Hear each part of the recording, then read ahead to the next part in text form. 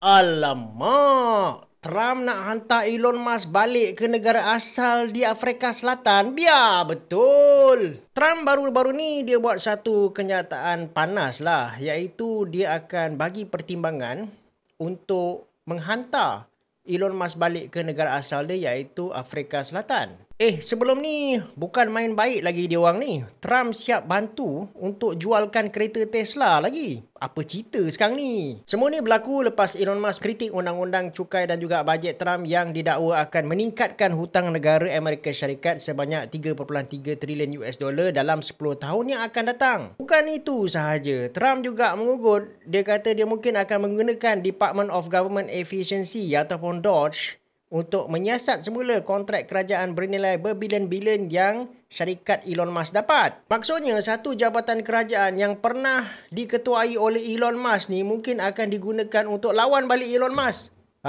Pening aku macam ni. Sebab katanya Elon Musk ni dapat banyak subsidi, dan kalau tak ada bantuan kerajaan, mungkin Tesla, SpaceX dan juga Starlink kena tutup kedai. Yang lebih menarik lagi, Trump juga menuduh Elon Musk menentang rang undang-undang tu sebab dia akan hentikan insentif cukai EV yang dulu diluluskan oleh zaman Biden. Tanpa tax credit tu, pembeli kereta elektrik macam Tesla mungkin akan berkurang. Jadi pada Trump, Elon ni sebenarnya dia lebih risau pasal untung dia sendiri daripada hutang negara.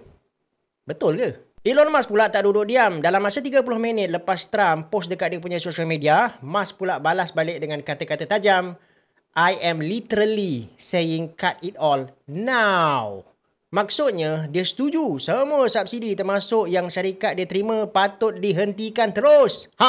Kedua-dua orang ni, dia pada saya lah mencerminkan pertembungan antara dasar fiskal pro perbelanjaan dengan sentimen anti-subsidi dan kapitalisme bebas.